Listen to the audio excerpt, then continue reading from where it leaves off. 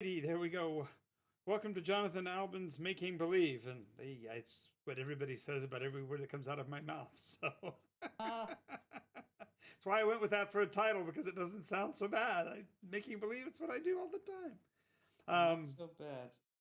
I am the Games Mastery Guru, and of course, I have with me my great friend Travis slash Tech Sergeant Savvy, or Lord Tech Sergeant Savvy, because he actually is now a titled Scotsman. Is that what you said? Oh, I've bought land in the homeland. Yeah, as long as you don't succumb to that whole prima nocta thing, and let your wife go off with somebody else. Well, I mean, No comment. No comment. probably not. We don't have to. We don't have to Probably talk not. about. We don't have to talk about the Hag's adventure. That's a completely different night of the week. So Different night. Wait till Dragon Day. wait till Dragon Day. All right. So today, it's going to be probably. I can only anticipate there's going to be a little less noisy than it usually is because it as Inigo Montoya would say, it is down to you and it is down to me. No, that's Vizzini. Vicini. You really are a meanie. Going back to the beginning. So I have. Yes. Anybody want a peanut? Yes. So we are actually sort of celebrating because I pushed the button, pulled the trigger, and out there in the game sphere now is the first official Nikos module put out through DM's Guild. It's a 5e reimagining of a first iteration engagement called Vagabond Awakened. And I changed the name at the last minute because it was going to be something boring or ultra silly, and I decided to go with neither of those options. So instead, it's a story of an occurrence that happens on the shoulders of a mountain range, and the mountain in particular is known as the Vagabond. And there's a village on the side of that hill called Worm Sweat. And despite many storied past, Worm Sweat has never been the center of one until now.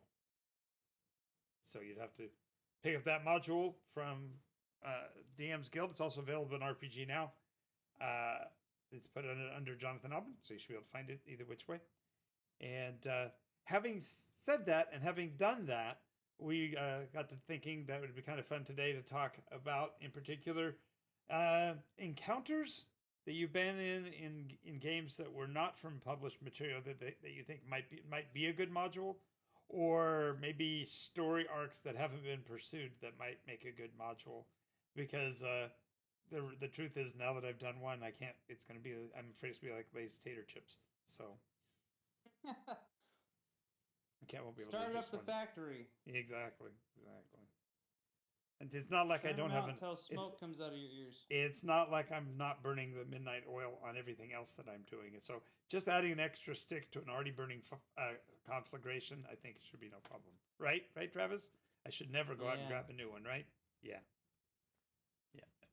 So since I don't have my myriad audience today, you're going to have to carry your part of this today, Travis, if you don't mind. And give me an idea of, it doesn't have to be one that I've run, but it could be. Or it could be something that you think we should pursue as a module track. I know how much you truly love the Vagabond Mountain storyline. So, oh yeah. Well, I mean, a sequel's always a possibility, like a direct sequel. Like, yes, as a matter of fact, there were already. Just so the good news is, in one day we had 30. Downloads, and of that 30, some of them were actually paying customers. Holy moly! So woo. So don't worry, folks. I'm not quitting my day job quite yet. You can purchase a few more before that happens.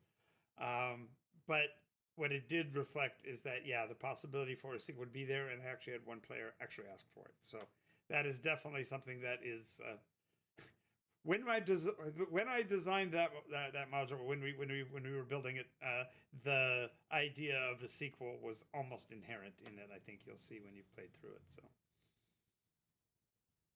I know that just the playthrough of the single module caused some of my players in my actual game to say I had to manifest that actual villain so that they could hunt him down. So Oh, aye, just some of us. just Definitely no one present. yeah, exactly. And no one that speaks with that kind of an accent either. No, definitely not. No personal skin in that game. Well, I should say You don't. I scales. say you don't. I say you probably don't want that skin in the game, except for on the giving end, maybe not the receiving end, right? So, Well, so I mean, you could do a sequel. Uh, Obviously, there's only one real choice, which is to hunt him down and murder him. But I suppose you could have a choice involved where they're like, maybe they want to help, well, and then you do could. do remember the one thing that we did make tangible that hadn't been before was the concept of what the resources from a deceased dragon might be used for. And Mm-hmm. so there might be others that go, ooh, do some more of that. So we can find more ways to cut. I mean, dissect. I mean, extract. I mean, Honor by giving new life to deceased. yes, dragons. yes. We know how well that worked when Davros asked. He wouldn't even offer blood. Remember, he was trying so hard to save your people. Yeah. Yeah. No. Not that anybody in this room was involved with that encounter either. So Nobody. Not a one. Maybe me. So, but outside of that storyline, because my thought was, remember, to do one or two in each iteration, so they get an idea of the iterational flavors. So, just from what little you know, can you think of another iteration that could use one? Because the next one, Definitely. yeah, go ahead. Okay. Definitely would be an introduction to the Dogs of War and an invitation to join the Charlie Fox Brigade. Oh yeah, that would be a good one. That would, especially if you did it almost like, okay. So historically, there was an event in a city known as Nexus back in the fourth iteration where the players actually decided they were going to open their own rogues guild, and so they held tryouts. And it was actually they were hired to hunt down the guy who had stolen something in the city. So it was their Robin Hood moment. They thought they would lure that thief out to prove himself or whatever. It ended up being it ended up that he wasn't actually wasn't present for that, but what he was there was he was overseeing from his standpoint whether the event was fair, because he had a niece that wanted to get into the guild work, but this was going to be a lightweight guild, and so it was going to be safer for her. So so it ended up he was there, and they ended up interacting with him and getting what they wanted, which was extracting the information about him from the game, but only because he kept helping this young apprentice that was playing through the story for them. So it was for me, it was kind of an experiment in reverse psychology. I basically had my players writing the adventure, and then I was running the characters through their combined storyline. So I think that Gotcha. from a module standpoint, I think that would be kind of a cool way to go about it too, is that the players don't even realize that you're doing that to them, and just say, hey, GMs, you want to find out what your players could do as a game master? Here's how you do it. It's an interesting mechanical concept for sure. Yeah, because what it does is it makes the players then consider all the things mechanically they would have to know to be a storyteller, which means they'll be a little bit more aware of what the game master is doing in game. It seems like you'd like be putting down the curtain and running the risk that they would know something that you don't want them to know.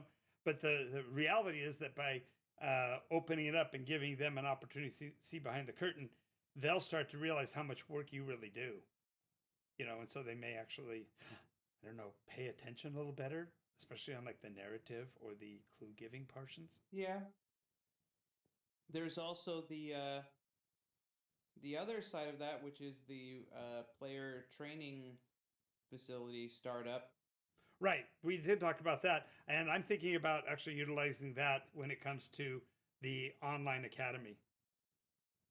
That way players can interact with the academy better by having them actually produce their character sheet and submit that when they start the class.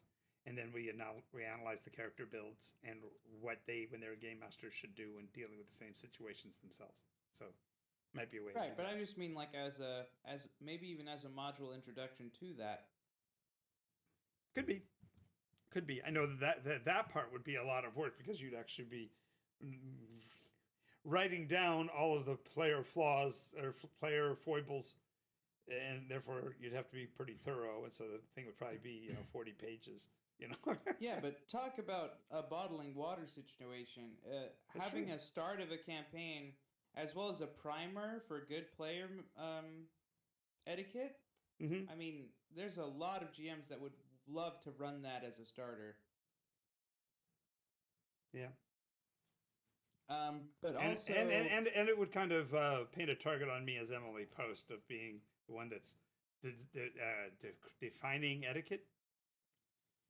I don't know. It could be. I mean, if you're too scared to take that risk. Oh, I'm not. No, I'm not. I'm just saying that other times when we've talked about such things, it's like, oh, we don't want to bite off more than we can chew, or whatever. Because I think you would end up with maybe not so much troll, but you'd have so many sub questions that might come back at you and bury us. I don't know. Maybe. We'll have to work on it. Think about it. It is a good possibility. I'm trying to also think through the iterations, and of course you don't want to touch like the huge story points. Mostly. No. These are literally. I mean, for example, the matter of fact, arguably the Q storyline is not the primary storyline, right? That he ostensibly becomes at the end kind of an attempt to be a savior. Remember, misguided though he be. Yeah, but that's how most villains think of themselves. Yeah. I mean, honestly, most of them do. Yeah, either that or they run for office. I mean, that's why they're so motivated. They think they're saving the world. Don't know anybody that did that or thought that. No, not at all. You could. Now there we go. I should in the future write that particular personage into a bunch of stories, just pieces. Literally. Yeah, but I mean, you could actually write his origin story, iteration by iteration. Him have the big bad guy, and have the culmination of it be the decimation, him having some sort of moral quandary, thus giving him the decision to remove his head and go explore or whatever. Why he lost his head or what moral thing made him go and explore like that infra. Well, and with the concept was that early on he had done something so bad that they did a Horus to him and quartered him and sent his pieces all over the place. So the drama would be the party would be the adventurers in each iteration would be bringing back pieces and putting it back together without knowing that's what they're doing. It's the arm bone of St. Cuthbert. Yeah, we definitely want to bring that home. Oh, and we'll lay it right next to the carcass of old Jimbo we don't even know who he is. Just leave it over there by that corpse. It'll be fine. Why are their hands the same size? Yeah, where's that final knuckle bone? I don't know where that got to. Well, I mean, sort of like kind of like a twist ending, him being the big bad guy, but then maybe having like a moral sort of light at the end of the tunnel or something where they could rather choose to destroy him or choose to let him go on a... Yeah, it's just kind of like how clear-cut that was at the end of the Q episode. Yeah. Yeah. Give me a second. My dad's in the room, so if I mute myself, just know okay. that. No worries. I have that ability from the words that I can stretch the scene. So between that and my time as a maker, the artist in me, I can definitely extend it. Besides that, I have this really nice mug I could talk about for a great period of time. Produced by one of our very good friends, and potentially in the future, if I'll put it this way: if somebody ever puts in the discussion in the chat here that they want one of these, I'll do what I can to find you one. So just think about that, folks. I'll just put that in your pipe and smoke it. And if one of these days we look over there and there's like 45, I want one. Now we'll be in trouble, right? I mean, if they're willing to pay and wait in a line, we'll give them to you. That's what I'm saying. Yeah, it'll be Here's a another one. What's that? Here's another idea. Okay. Based on the campaign that you're doing I forget which one. But you could have a Scooby Doo adventure in Ling Ling's library. Well, that is fundamentally that's what I'm doing, but it's not Ling Lings. We're actually at Candles, so they haven't yet. Right. Yeah, they haven't figured out yet that it's an extension of Ling Lings. So Well, I'm trying to find right. things in Nikos that could be modules, interesting situations that introduce them to a part of Nikos history. Oh, that's true. Ling Ling's library They, being a big one. yep, that's true. That's true. And You know, they especially, keep trying to get out, and they realize that oh, this door opens up on somewhere else. I think that's also particularly good because in that the back section of the when you're going through the details of Ling Lings actually have a link so they can go to the World Anvil and see the entire library. Oh yeah, yeah. With the wonderfully enigmatic notes we have on them. Once we get them all put up on night, see that's what's really funny is that yes, I need to be writing another module, but we still have to finish Anvil and we still have to work on the da da da da da da da da. Well, it's a slow turning machine. That's the thing. A lot of people these days love to buy into something that's halfway done. They like to feel part of the process. Well, so Kickstarter is a huge thing. Well, definitely if you are intrigued with that, patreon.com/Nikos. That's where we reside there, and definitely look into that because there's some really cool stickers and posters, and probably can put up some mugs eventually and that kind of stuff. So yeah, cool. But they won't be as cool as the mugs that we'll make directly. So But okay, so like for example, in Ling Ling's library, they keep trying to find a way out. They get to the door and it opens up onto an icy tundra. They're like, close that door. We can't go out that way. And they go searching for a while. They find another door. It's the same door. They open it up and it opens up onto a field plane. And so they think they're in a pan-dimensional place, but it's really just because Ling Ling's library keeps moving. Right. Yep. We walk to a corner and they turn the corner and the floor shifts. They go, what was that? Nothing. Don't worry about it. They just pushed too close to the edge and the dice fell off the cliff. No big deal. Yeah. Oh, you could have so many cool mechanics, like maybe have like a central room with a dice in it, and every time they roll it, like the whole place like changes. Like get a 19. I was thinking to go much more clever than that. For example, have a place where they have to cross a chasm by leaping, and of course that would be jumping to conclusions. You said clever, but I'm not sure if that's the apropos word.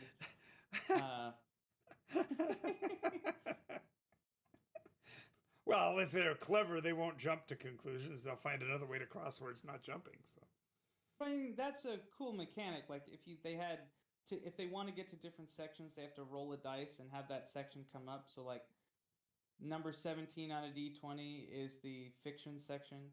Right. You know, well, number 5 is. We're rapidly approaching the point where there are enough fictional books in Nikos that number one, I will never be done writing. Well, that's always the case. that was the case before we wrote one of them, but I just mean at least we'll have titles that I have to write to, right? And that's how I write. So yeah, that'd be awesome. But yeah, you're exactly right. Let's make it so that we actually have the books that are of the Nike, and of course of Nikos. But I was to say also we can have a gnome who is the statistician that works there, and his name is of course Dewey. Mm-hmm. Wink, wink. Exactly. So let's think. What else is there? Well, that would obviously mean you have to roll percentage dice, right? Because that way it would be a Dewey Decimal System. Well, you could also do something like the other side to the Vagabond Mountain, which is like a quest for Cywin or Tira, where you have the party start off, some sort of quest, find the dragon, and then get sent by the dragon on some great quest to help out and have the positive spin. Right. No, I totally get that. Matter of fact, then you'll have a bunch of fans of each module fighting each other, which is great. Yeah. Then they'll all buy real estate on Nikos, and we'll have actual Parallels Wars. Yeah, they can just join Draconia, the bastards. Well, you're going to have a new enemy forming over in Ustish anyway. So Great. yeah, well, the Groll have to have a place to grow anyway. And they can just grow and grow and row right out to sea. Yeah. So the one thing that was interesting is that they have the first Maruk. We got our first actual Rook player now on Mondays. Nice. Yeah, if they stick, we've that because of being Monday nights, it's been quite interesting because number one, Rich is always seeing me running a game as a way to bring in new players, not realizing that now bringing into Nikos kind of it either feeds exactly what they're looking for or punts them to the curb because they come in and they don't get to do what they want to do, as we talked about before. So Yeah. so these guys seem to get it, so they may stick for a while. The guy, there's a guy and a gal, and the guy had never played anything before, but he pulled a Maruk out of his hat, so to speak, of what he was going to play, and he's been completely playing it up because he decided that he's a Maruk who would have been in the Village People, if you know what I mean. So he's been hey Thalen. Maruk. So you're changing the name from Rook? No, there are Rook, which are the Aruk, which are the ones that ride spiders, but the ones that are the pirates are Maruk. Ah, gotcha. So Mar from From the ocean. Yep, exactly. Got it. And Aruk because of the golden spiders. AUR, like aura. Got it. So. But they're all Rooks, so. You could always have the Forbidden module and have it be a oceanside adventure with Pasty Face as a bad guy. Well, I could, yeah. As a matter of fact, the way we did with Quantivus, I'd like to do with Clortho and have a how Pasty Face began kind of thing, and that's third iteration, or no, fifth iteration. So we'd have to do that one at what I'm imagining is doing each iteration being also associated with a level of D&D. So since we did first iteration as first, then do a second iteration startup,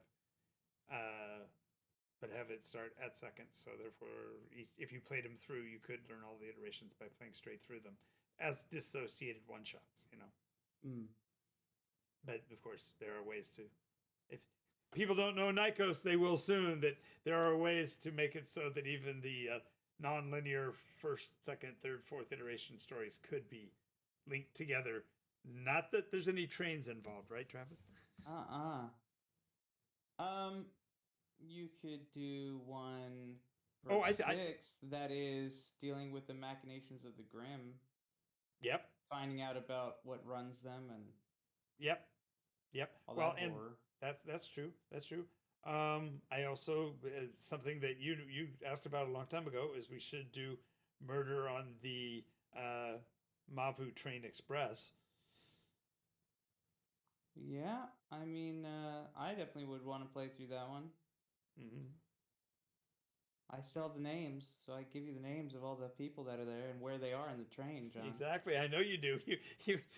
You saw the setup and you go, "Oh yes, we want to talk with all these folks." Yeah. Yep. So. Yep, one of the many untied loose ends. Yes. Let's see. But yeah, so the Grimm, with all their technology and how they're run by the souls of humanity and all that stuff, that would be a cool thing to introduce in a module. Yeah. Have the players, break into some facility where it's happening, the actual processing and all that. Yep. Right. Human habilitatis. Yeah, and then of course we could always have them there on the day of Cathedral. But that would be horrifying. That would be that would be my Cthulhu game right there. Yeah. With the unnameable darkness outside slowly sapping away the human population. Big scare. Yeah. But it would definitely. You could do 7th iteration and have them fight against some unknown group of people that have stolen the weapons of legend and are plotting to destroy them. and they'd have to try to catch up and stop that from happening because the bad guys are Yeah. Well, pretending to be heroes and all that. yeah, yeah, yeah. That would be definitely something that would be helpful for somebody who wants to purify the timeline without having to jink eighth for as long as I did. Yeah. I don't know. There's lots of fun that can be had with writing modules. Lots of possibilities, but do any of them? Well, I think that once the once the big project is done, it will pale. I mean, these would pale in comparison only because we could do them again in that format. So. Well, it would be pretty easy. You just remove the little bits about 5e and character stat pages and things like that. That's just crazy. What are you talking about? Stat? What? Madness. Now we're gonna have to vague book it again. Doggone it, we can't quite go there yet. I'm not quite equipped. Not quite. Not quite equipped for that one yet. So. I mean, we could still have some of these sessions be, our working sessions too. Well, yes, but I want to do that. I want to do that when we have nailed down the big pieces that we still have questions on, like the ones we're working on now for magic and damage accrual. So we still got to. We know how we want to do it, but it's not on paper yet, and we all know that in that case, it's still free for all in my head. So. Yep, all the little herrings just nibbling at your brain. That's it. If I do die from a fish poisoning, we'll know what it was. So. We'll know. Herring overdose. Yeah, from the inside out, all those little fishies biting away at my brain. That's. So let's switch subject. What's Sure. another subject besides the modules? Because I think we've plumbed our current depths of them. True. Okay, so we can do a quick aside. Would we want to do conversion manuals even before the actual is complete? No. Okay, so we wouldn't want to tease like our version of a skills list or something like that? I mean, yeah, we got a good. Well, third okay, of the okay, thing okay, yeah, taken but care of, what I was particularly thinking about is it wouldn't even have to be in that format. It could literally be on a blog someplace, writing up the 15 skills in D&D that must go away because they're role play killers. Yeah, but I mean, why take the time to do that when we can take that time and work Finish on doing it. Okay, gotcha. I project? Well, yeah, just gotta remember how fast I write. So that part wouldn't take as long because we already have kind of that list built. So True, but then you're going to get a taste for the blood in the water, and then you're going to spend all your time writing more and more articles instead of writing more and more. I don't know what you're talking about. I did what me Never. Drift? I never drift. I'm solid as a rock. Never chase the new star on the horizon. Or the red moon. Yeah.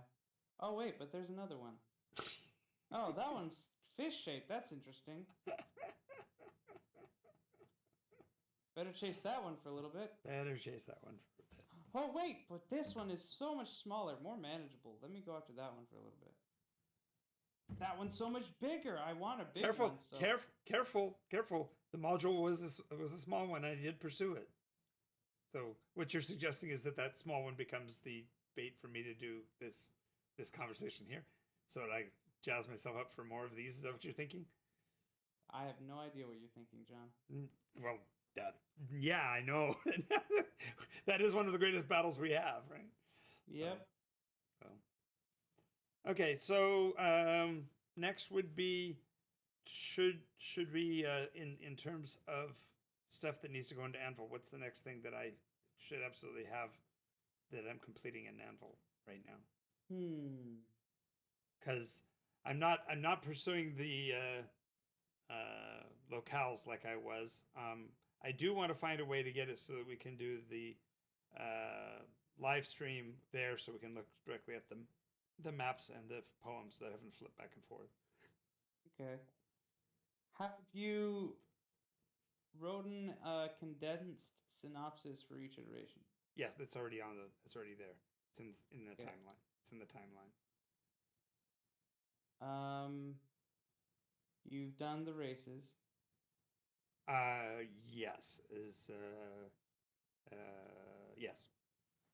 The only thing I was thinking about is, do we want to change it so that are we going to let them play the really uh, creepy ones? Hmm. That's the $64,000 question, because I'd be afraid that some poor game master gets stuck with a party of grays. Well, I mean, I don't think so. I mean, they're basically the Nikos equivalent of the whole Drow Caboclo of 5e for a while. Yeah.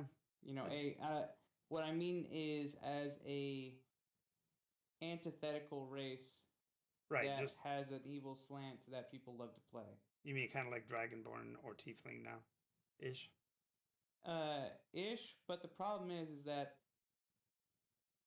I guess Tiefling more close Right. because Well, Tiefling has that negative slant and people so want to be troublemakers. so did the Dragonborn as they originally wrote them. No. Because the bloodlines were all chromatic, and so you're supposed to hate yourself. Remember? Oh, that was in fourth edition when they added that. Yeah, but it was also in fifth. The original write-ups for Dragonborn didn't Well, have breath weapons for yeah, the metals. it was dumb. Well, they do. That's the thing. They have all the metals in there. They have all the things, but they just don't have any of the flavor and it. I've already gone into how their modern Dragonborn shoot themselves in the foot and alienate their entire player base because everyone who wants to play Dragonborn likes dragons. So why would they frickin' make them a dragon-hating species? It makes no gosh dang sense. Right. It's dumb. Anyways, what were we talking about that? I totally forgot. Races. What's that? Yeah. Well, you asked me whether I had all the races done. So the mechanics of them are all in there, and the names are all there. But that's all as far, because we haven't done the skills bases, or I haven't associated them with places and ways yet. So I think what you might want to start looking at, it's less lovely or fun to do, but it is the user side, the throughput. Because one of the complaints is that when people do go look on Anvil, they can't find anything or they can't find their way around. Well, that's And why that's why we've been going through the development of a character sheet portion of it, was to get to that part. But yeah, you're right, and obviously I had shot myself in the foot by making it so you couldn't even find the almanac for a little bit. But that was because I was trying to focus on the design angle. Right. So I hadn't gone after the material side of it, but you're right, it needs to be done. You got to look at the other side of things because right now it's a great version of a D&D's notebook, DM's notebook, I mean, for all the information that you want to get to for yourself. But right. In terms of players finding what they are curious about, it's still a bit. Yeah, I think that also may be if you will, the one area that Anvil collectively needs to brush up on, because it has a lot of information on how to build a character, but then the interface between that character and the story is really, really like curtain walled by the DM requirement for them to join the campaign. There's no way for them to look past the edge of that campaign. I mean, granted, I left all the doors open, but if you don't know how to find things, you don't know how to look for things. So,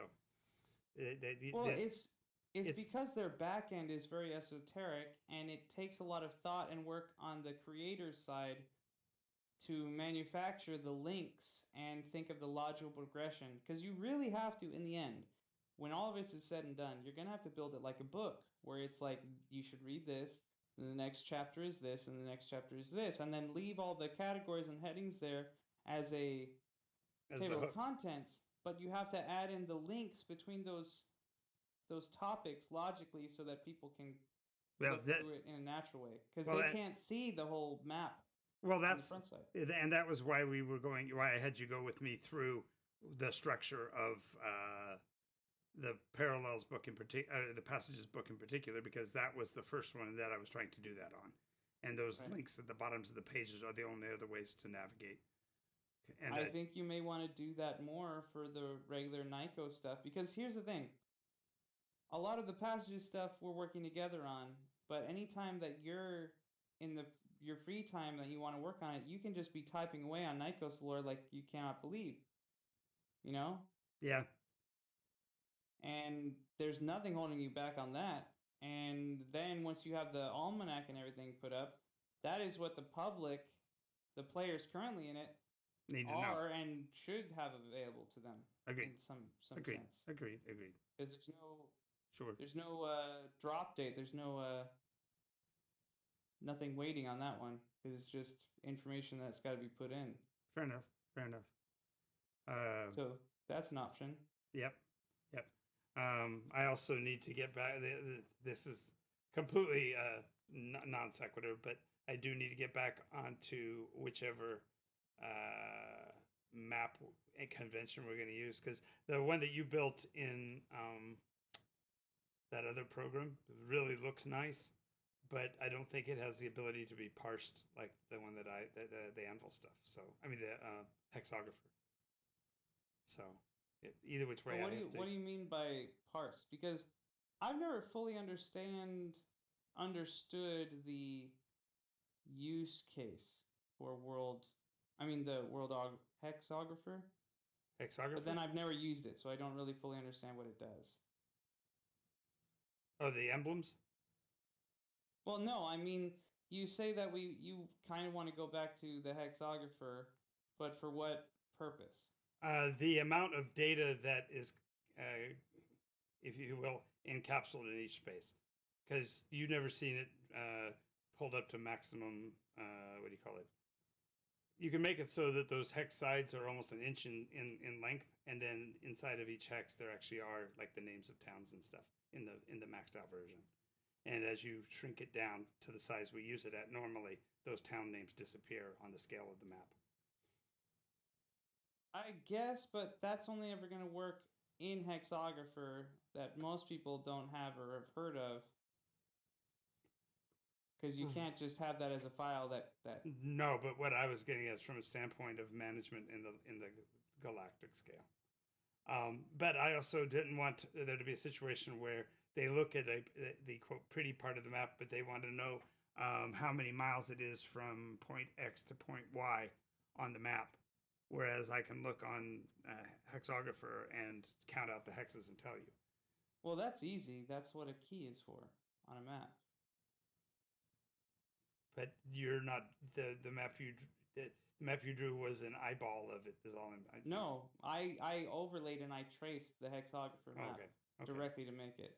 Okay. So it is a 1-to-1 of the hexes of it. That's why the coast still looks all hexy on it, because I literally traced it from the hexographer. But we don't have the rivers on there and that kind of stuff. We need to build. Oh yeah, there's a lot that's done on there, and that's mostly because I can't get any of that information from the hexographer map. It's not there.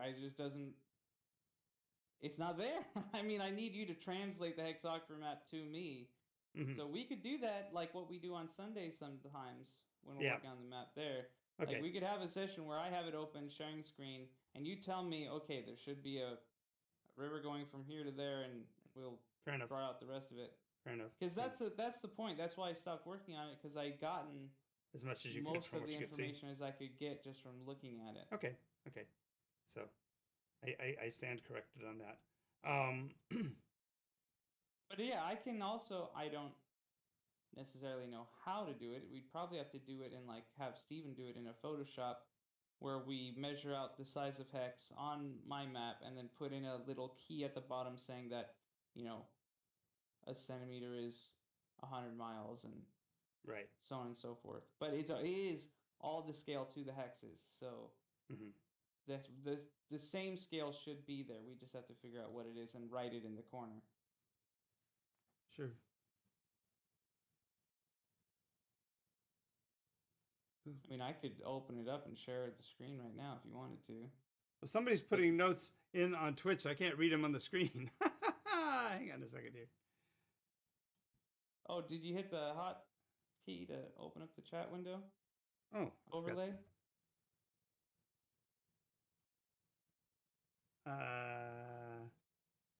Yeah, but it's not showing the text. What looks like the text is being put in on the actual Twitch server, and it's not. When I put up the boxes, it's not showing it. Oh. It just looks like somebody says LOL and something else. I think it's Day. Hi, Dave. It's you. Say hi.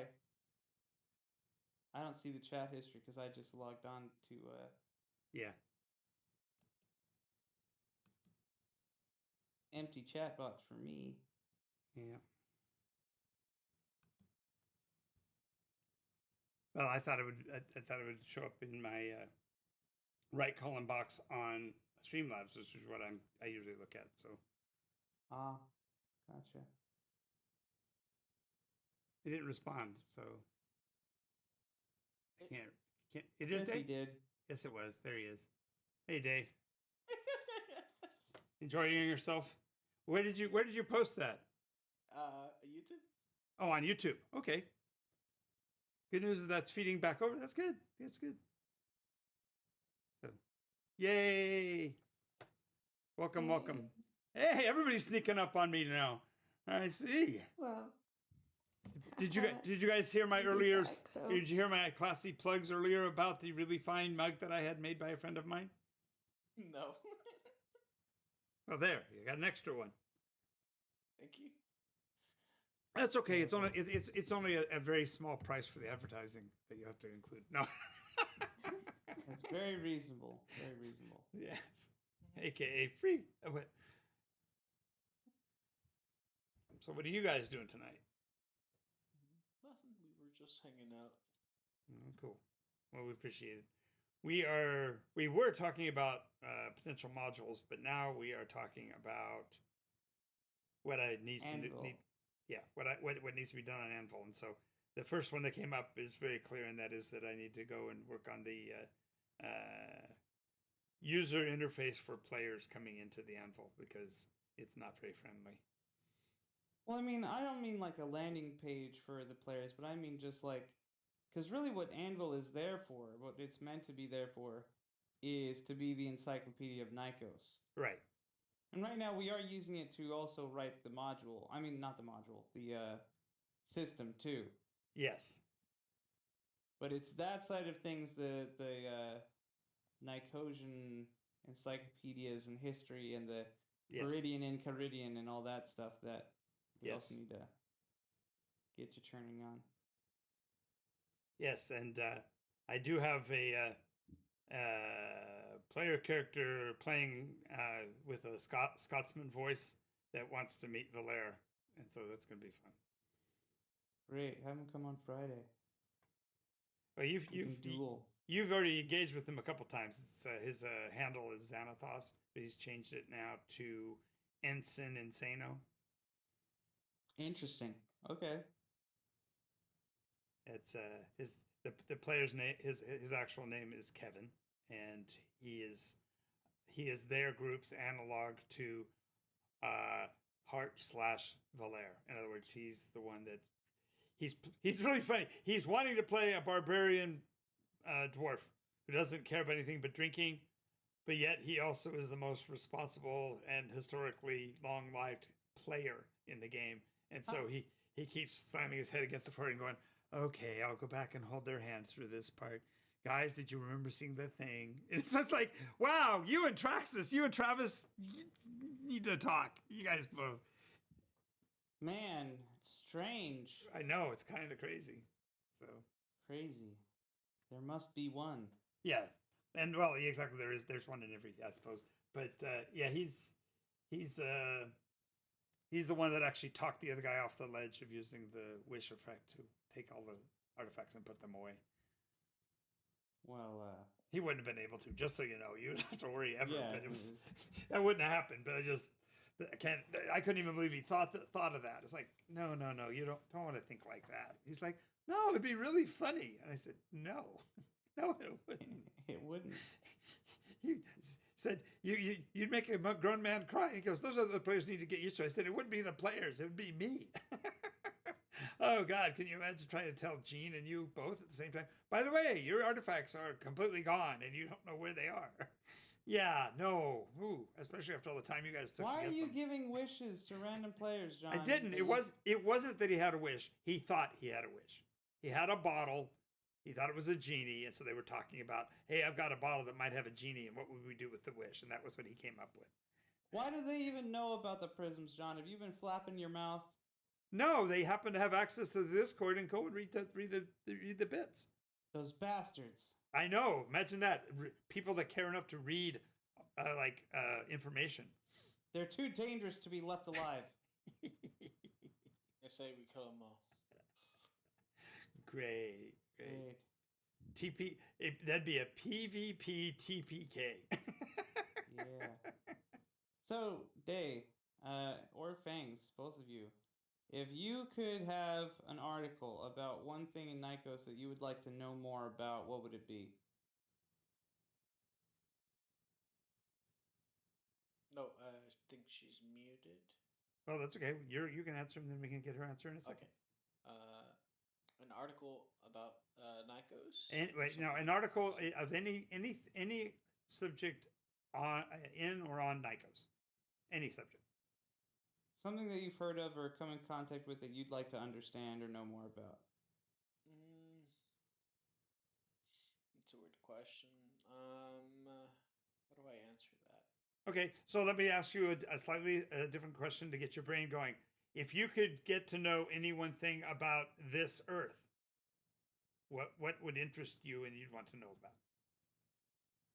Probably I guess it would have to be like the history about something or why it's implemented. Kind of like cause and effect sort of thing.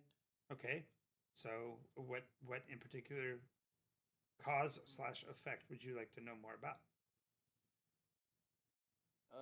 Well, probably how magic was implemented originally. Okay, so that's easy. Originally, I had to invent a spell list because originally when I started playing D&D, the books hadn't been published yet, and when they were, they had been published back east and weren't at any of the stores that I had access to until Advanced Dungeons and Dragons came out. Because the blue box was only produced and sold through specialty stores even back then, and my mom and dad had no idea what a game store was. So so all the way through the first period of the game, I knew about the blue book, but I didn't have a copy. So I knew that, for example, I knew that Fairy Fire was a spell, and Continual Light was a spell, and Fireball was a spell, and Magic Missile, and then Read and Write Magic, and that they could make scrolls. So my party members would today you would Nikosians of today would point and laugh at first iteration, especially early first iteration characters, because they would be rolling six-sided dice on the attack and or 3d6 on the attack, no matter what their class was, and they were doing damage by their class, not by the weapon they were using. Mm-hmm. Because I knew that because I knew in the game that I played, I was a halfling with a dagger and a dart, and I could do a D4 with either of them. And the cleric in the group had a mace and a staff, and they both did D6. So I associated it with their race and class. So they weren't rolling based on their weapon. It was on what their Gotcha. So fighters were rolling 2d6s because I remember the fighters got to use the really big bow and the really big sword. So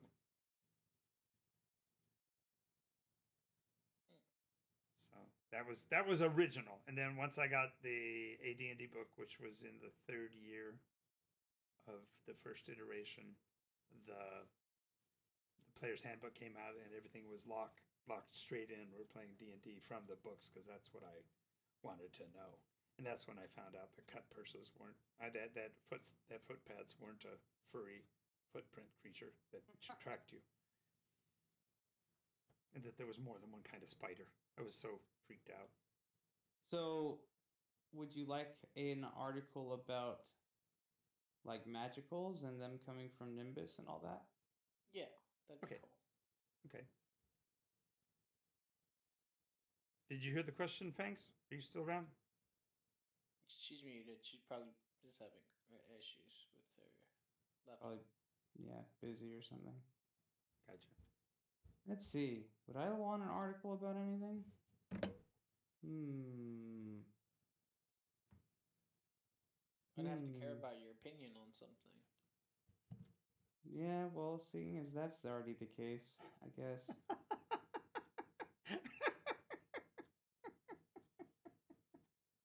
Boy, you like to go right for the heart of the matter, don't you, Jay? Just dive right at the Sometimes I love jugular. things. Dive right at the jugular. Yeah, but didn't get very far. Let's see. An article about something that I would really like to know more about. What about... Well, I mean, you could just be real glib and, give me an article about the Black Queen. Oh well, there's nothing like an opportunistic queen asking. Yeah. Yeah. No, nobody's ever done that. It's like, yeah, I'm talking to the genie. So, I get any wish I want? Can I have a wish on wishes? Yeah. No. Yeah. The Black Queen is a new foil that's coming up. Big, bad, possibly. You could put one in about the moon's history, about how Yeah. it comes like every couple of iterations. Yep. The lens, whatever the hell that was. Yep. The lens. you know could what? put- Go ahead. Go ahead, Travis. I didn't mean to interrupt you. Oh, about the gate with the Yarlum. Oh yeah. That's those are actually the extensions of the stories of the iterations, because the prisms always end up playing a piece in the history of those. So yeah.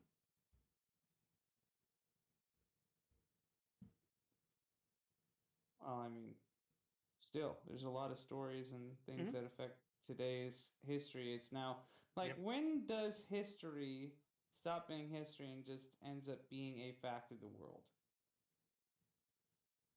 Because yeah, you tell the story about the Yarlum and how they came through the gate, but when does it stop being just a story about history and starts being, this is just a defining characteristic, like the moon coming back every 2 iterations or whatever?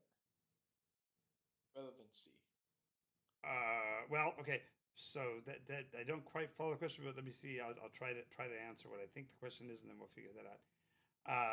If the question is the arrival of the dispensation of the Arlem over time, how do I know what that is?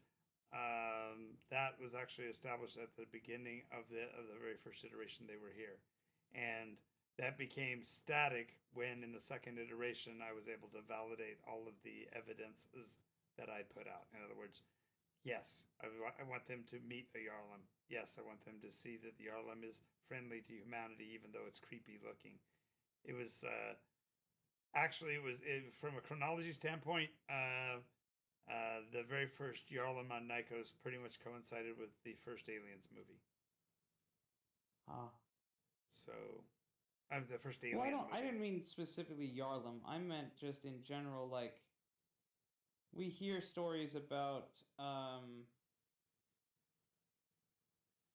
like Ling Ling's library, right? Okay. That is a historical story about a character that became Avatar and Right. became, Right. that. Yep. But now, like, that is the historical story of Ling Ling's library and Ling Ling.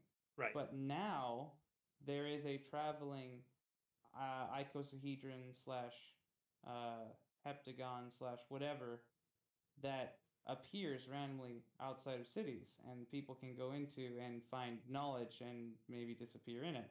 So that's no longer a historical story. That is a something that is out in the world and is part of the world today and isn't a historical story.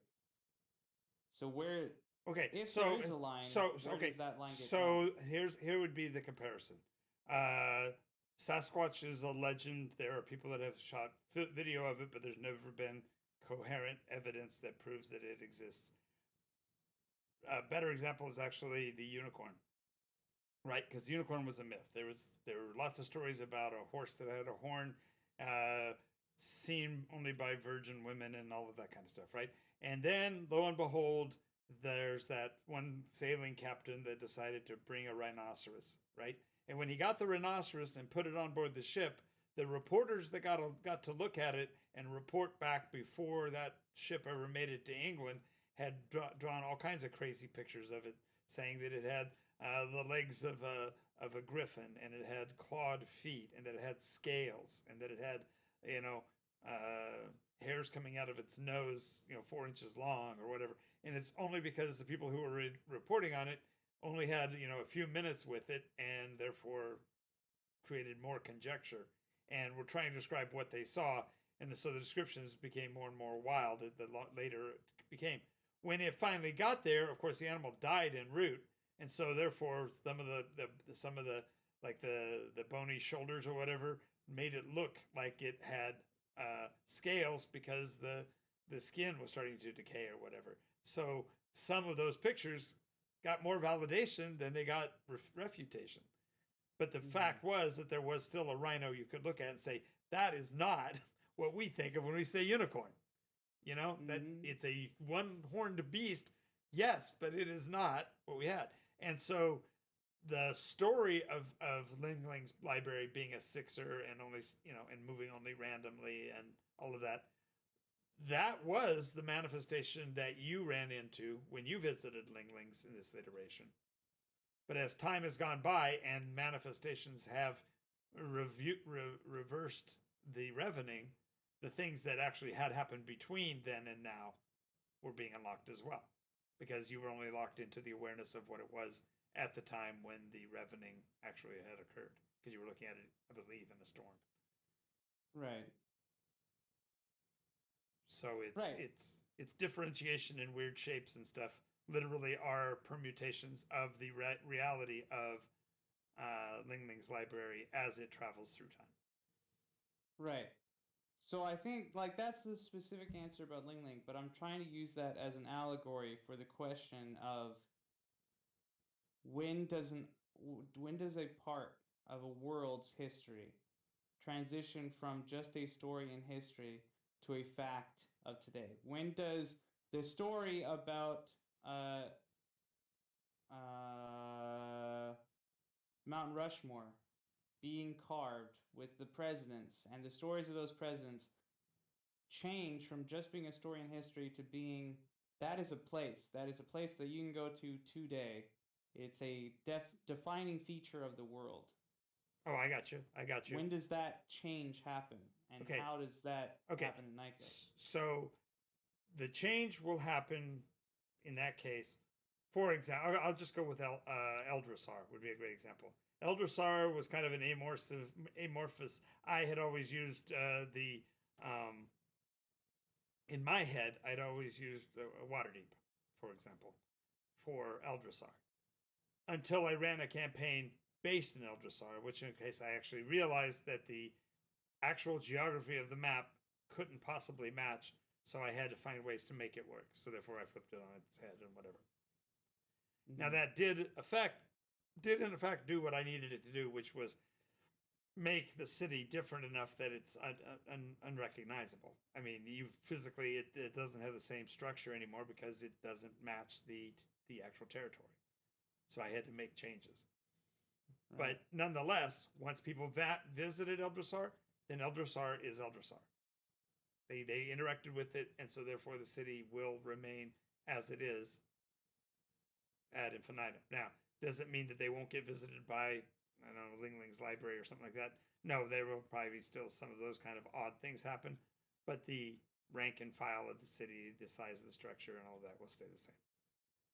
So what you're saying is that transition only ever happens when a player interacts with it at that moment. When the players interact with the world. So, for example, all the news stories are things that are happening, but I can't actually point at the map and say that's happening at this point until the party goes to that place and then investigates it. because I'm But- not putting enough. I'm not stocking enough information into it to make it to require it. Well, then won't that become like a huge problem for Anvil? Because like, Well, no, where because are you no, gonna because put things in Anvil? so what we do with Anvil is we build the story of what's going on there, or story of the place, and when players go there in canon, then it becomes solid. And if we were doing it on the larger scale, then when somebody reports they've run a game in it, then they would draw the maps or whatever for it. Hmm. Because I personally don't have a problem with somebody else's, if we're doing this on the multi-game master, like for example, we talk about Labyrinth. If we determine that your space on Labyrinth starts in hex blah blah blah, if you want to have a door open in Tenerife, cool. So we'll map the building in Tenerife. We won't necessarily map where it is in Tenerife, unless that's something you really need, because if we don't, then it still has. Well, we know there's someplace in this town you can make it into Labyrinth. You see, that's the way I envision it. So those become the what is it you want as a player for the portion that you're attributing to. Miri's Elwendale. Elwendale, I know which hex it's in, but that's 50-mile hex, so that's a lot of room. So just like we found out in mapping the hex that we have mapped, there's a lot of stuff that could be in a 50-mile place. Well, I mean, I guess I still feel like maybe I haven't explained it well enough, but there's like so many stories that I know about the iterations in the history of Nikos, right? Mm-hmm. Mm-hmm. But how many of those do I know are still around? Are there any of those that I can like go and actually find the evidences of? Almost all of them. Or are they just the stories? No, almost all of them have some root in the present. The only ones that you wouldn't have that don't have root in the present, so to speak, would be those that were actually within storms, because those may not have made it to the present. If you went and visited or tried to go find Argyth, we know that Argyth wasn't at this location. We even described where it possibly was, but until we actually go there, we don't know if it even survived the ravages of the storm. Wait, is Argyth different from Argon Alley? Yes. Hey, Scott! Right, I remember that it was. Argyth is the Red City. Yeah. Red Storm City. Right, okay. I thought we went to Argyth, You were It in was in a storm. You were in Argyth, but the entire city was engulfed in the Red Storm. Okay. And when you left, you had broken the storm, and so Argyth vanished. Well, so my question is, John, I think that you should split those, that you should put a lot of articles in Nikos about what is currently there, and then also have articles about the histories explaining why they are. And I think right now we're focused a lot on the stories, the histories of Nikos, but not how those affect the current state of Nikos. Fair enough. Some places. Fair enough. I also think that what I really need to do is make sure that any place that there is a story about should have a relevant article and should be associated with the hard point that it was at least known to be. So if a city was engaged with, like for example, Nexus was the capital city of Gralin, south of Turkun, for 3 of the iterations. So you guys have literally passed over what was part of Nexus a couple of times. But if you didn't know in that wonderful little gray area just south of Turkun. Wait. So, okay. Sorry. Now that you say that, I'm like, hold up. But Nexus is a common term, so.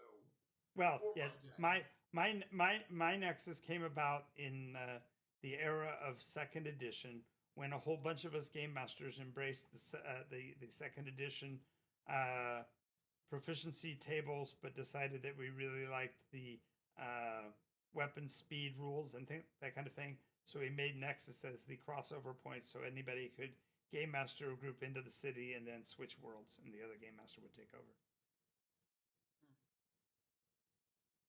Speed. It was loosely based Yeah. on the Thieves World novels. Interesting. The Thieves World novels were, as you may remember, were written by a bunch of different science fiction, fantasy authors that got together, and they had a core group of characters, and then each one of them wrote a vignette story for that same group of characters in a linear story form that were their adventures in literally each of the storytellers' fiction worlds. And they were all straight narratives, so it wasn't they didn't have a game session, so to speak, for them. But that's in effect what it did. And so we decided if they could do that with authors, then we could do it with the game masters, as long as we all agreed that whatever character classes and levels were approved in one were approved in all. So Yeah. Cool. and like for example, you have already visited, for example, Cathedral, so you know that Cathedral exists. I guess my point is that sometimes I feel that Nikos is told in histories rather than presents. Not that that's a necessarily bad thing, but I think sometimes. Well, okay, instead so of- the challenge or the reason for that is threefold. Number one, players want to be the ones that make history. Most players don't like the idea of being having to walk through the libraries of history, right? Which is what one of our problems early on was, that I was doing way too much narrative. Mhm.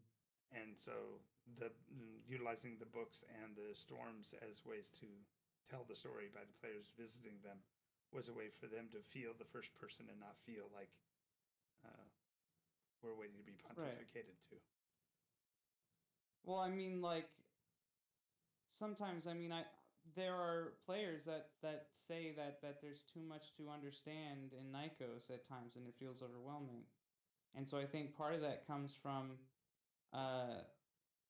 when we explain all of the things that there are, maybe we add too much history into what it is instead of just what it is now. We Well, tell all the whys that- and wherefores of why it is. That's actually also endemic to the play of the game the way it is in 8th iteration. In the 9th, we don't have to do that. We can simply make the places static and only in the present. My only issue with that is sometimes it's hard to figure out what to release in terms of information about a place if it doesn't have a known history in the area.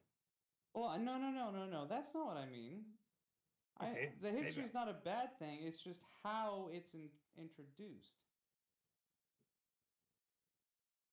Like instead of like what I mean is like when you say things like there are these 6 types of elves, right? Yeah. Instead of saying that there are 6 types of elves and there are these different types, we go into the entire story about how in the first or in the Right. second iteration they went Sure. down below and then they Sure, split I off got you. I got all you. that stuff. I got you. Well, the easiest way is to make it so that they can only play one to start with, and they can't even know the others. But that doesn't seem right either. No, I'm just talking about how we write and what we put in Anvil and how we introduce it during the game.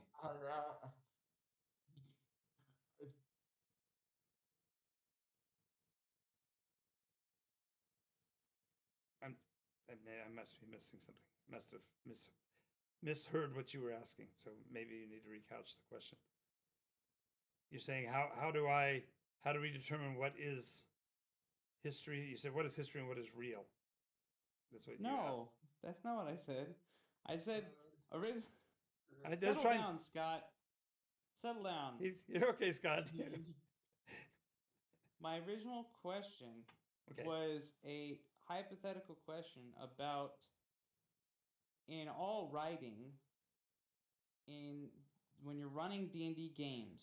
Mm-hmm. Where is the line between an article, let's say, about the history about a place, and then the article about what a place is now? Mm. When I go to Tenerife and I want to experience Tenerife, sometimes it's overwhelming if I get the entire history of Tenerife when I show up on the door. Right. rather than there's So- a blacksmith's shop.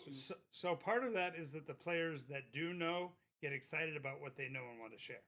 So, for example, in the case of a group that is in Tenerife, if I say, well, you're bringing a new character in, and they say they want to know what Tenerife, something about Tenerife. Normally, I would say it's known. It's formerly known as the City of Storms, and that it has a reputation of being full of crime and villainy, and that it's run by organized crime, and that's as far as I go. But players will go, oh yeah, and when the storms were here, there used to be raiders, and then the raiders actually were particularly chasing items of blah blah, and then away they go. So Why are you covering your ears? No distraction. Huh? no distraction. He's holding the earphones against his ears so he can't hear other stuff that's going on around his house. What's happening, Scott? Well, I was just striking, but then my computer decided to blink out for a second. Like in the Oh. middle. Okay.